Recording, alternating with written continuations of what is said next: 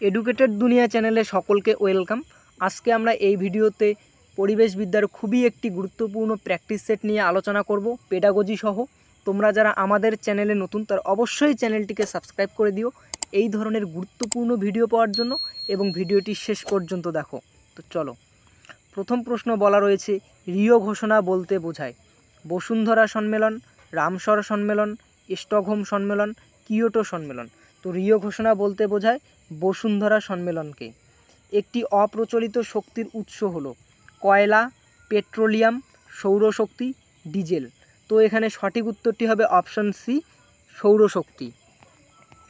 3 দাগের প্রশ্নে বলা রয়েছে কলেরা হলো একটি মাটিবাহিত রোগ, জলবাহিত রোগ, বায়ুবাহিত রোগ, রক্ত সঞ্চালনের ফলে সৃষ্ট রোগ।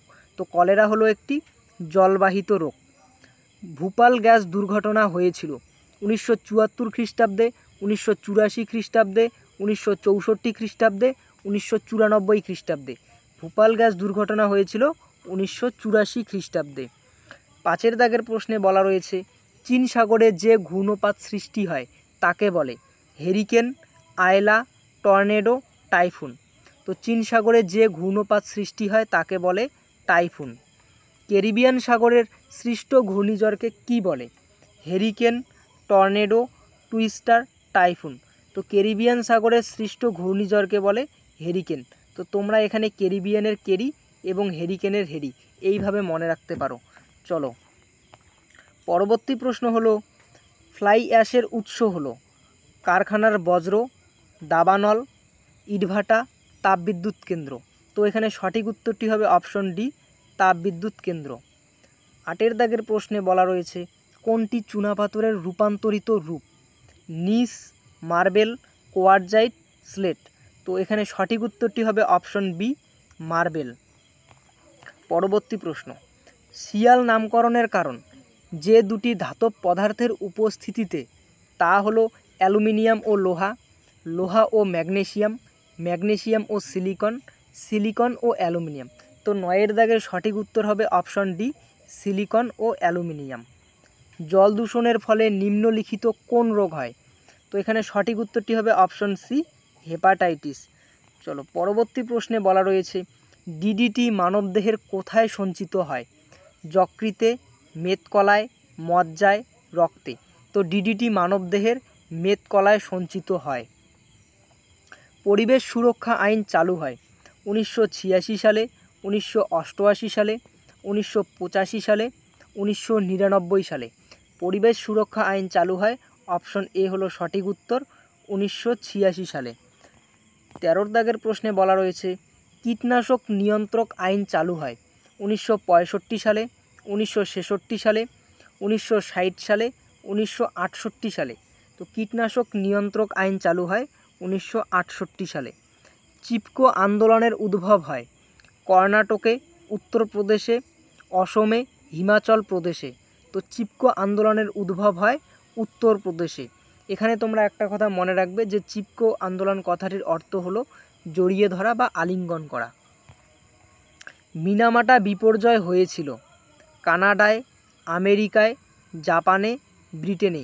তো মিনামাটা বিপর্যয় হয়েছিল জাপানে। অপশন সি হলো সঠিক উত্তর। চলো, পরবর্তী প্রশ্ন হলো পরিবেশ শিক্ষা শুরু করা উচিত নিম্ন প্রাথমিক স্তর থেকে, উচ্চ প্রাথমিক স্তর থেকে, নিম্ন মাধ্যমিক স্তর থেকে, উচ্চ মাধ্যমিক স্তর থেকে। তো পরিবেশ শিক্ষা শুরু করা উচিত নিম্ন প্রাথমিক স্তর থেকে।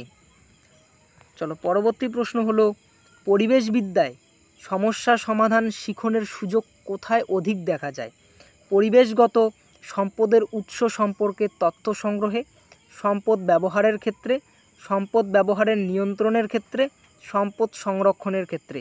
তো এখানে সঠিক উত্তরটি হবে অপশন সি, সম্পদ ব্যবহারের নিয়ন্ত্রণের ক্ষেত্রে। প্রাথমিক স্তরের শিশুরা পরিবেশ সম্পর্কে প্রশ্ন করলে শিক্ষকের উচিত শিক্ষার্থীর প্রশ্নকে গুরুত্ব না দেওয়া, শিক্ষার্থীর কৌতূহল নিরসন করা, শিক্ষার্থীকে প্রশ্ন করা থেকে বিরত থাকা, কোনোটিই নয়। তো 18 দাগের সঠিক উত্তরটি হবে অপশন বি, শিক্ষার্থীর কৌতূহল নিরসন করা।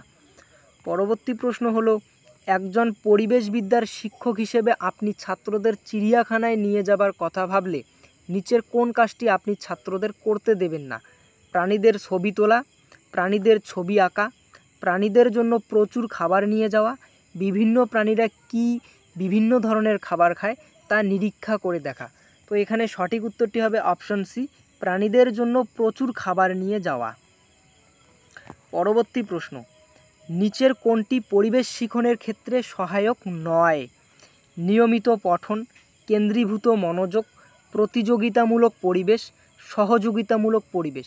তো এখানে বলেছে যে নিচের কোনটি পরিবেশ শিখনের ক্ষেত্রে সহায়ক নয়। তো এখানে সঠিক উত্তরটি হবে অপশন সি, যে প্রতিযোগিতামূলক পরিবেশ।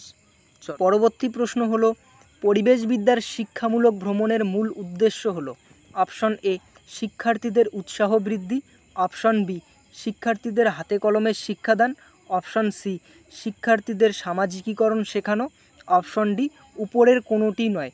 তো এখানে সঠিক উত্তরটি হবে অপশন বি, শিক্ষার্থীদের হাতে কলমে শিক্ষাদান। চলো পরবর্তী প্রশ্ন হলো, পরিবেশবিদ্যার শিখনে নিম্নলিখিত কোন নীতিটি অনুসরণ করা হয়? অপশন এ বিমূর্ত থেকে মূর্ত, অপশন বি অজানা থেকে জানা, অপশন সি জানা থেকে অজানা, অপশন ডি উপরের সবগুলো সঠিক। তো এখানে সঠিক উত্তরটি হবে অপশন সি, জানা থেকে অজানা। চলো পরবর্তী প্রশ্ন হলো, কোনটি পরিবেশগত অধ্যয়নের লক্ষ্য নয়? পরিবেশ বিশ্লেষণ করা, পরিবেশ দূষিত করা, পরিবেশ রক্ষা করা, পরিবেশের বিভিন্ন বিষয়ে শেখার কৌশল শনাক্ত করা। তো প্রশ্নটি তোমরা আর একবার পড়ো, কি বলা রয়েছে যে কোনটি পরিবেশগত অধ্যয়নের লক্ষ্য নয়। তো এখানে নয় বলেছে, তো এখানে সঠিক উত্তরটি হবে অপশন বি, পরিবেশ দূষিত করা। কারণ পরিবেশ দূষিত করা এটি কখনো পরিবেশগত অধ্যয়নের লক্ষ্য হতে পারে না। পারিবারিক শিক্ষা শেখায় পরিবারের উন্নতি ও সমাজের উন্নতির কথা, সমাজবদ্ধ হয়ে থাকার কৌশল, এদের কোনোটি সঠিক নয়। তো পারিবারিক শিক্ষা শেখায়, অপশন বি হলো সঠিক উত্তর, যে পরিবারের উন্নতি ও সমাজের উন্নতির কথা। কোনটি পরিবেশ সংক্রান্ত আলোচনা নয়? অপশন এ অম্লবৃষ্টি, option B greenhouse effect, option C ozone হ্রাস, অপশন ডি পরীক্ষাগারে ওজোন সৃষ্টি। তো এখানে সঠিক উত্তরটি হবে অপশন ডি, যে পরীক্ষাগারে ওজোন সৃষ্টি। পশ্চিমবঙ্গের পাঠ্যক্রমে বিজ্ঞানের বিভিন্ন শাখায় পরিবেশ বিষয়ক আলোচনা অন্তর্ভুক্ত করা হয়েছে, এটি কোন স্তরে? উচ্চ প্রাথমিক, নিম্ন প্রাথমিক, উচ্চ মাধ্যমিক, সর্বস্তরে। তো এখানে সঠিক উত্তরটি হবে অপশন ডি, সর্বস্তরে।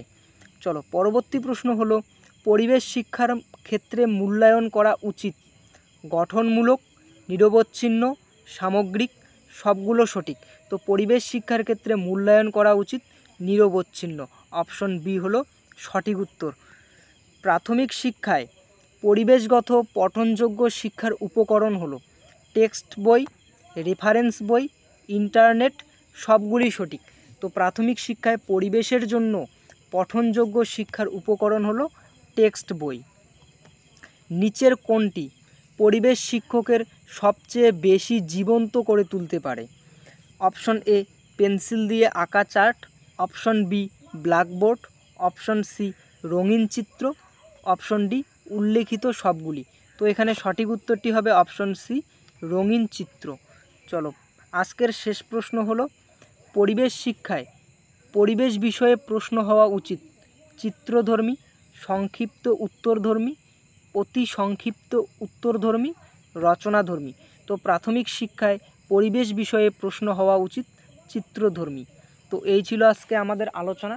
তোমরা যদি এই প্রশ্নগুলো পেতে চাও তাহলে আমাদের ভিডিওর ডেসক্রিপশনে টেলিগ্রাম লিঙ্ক দেওয়া রয়েছে, তোমরা সেখান থেকে এই প্রশ্নগুলো নিতে পারো।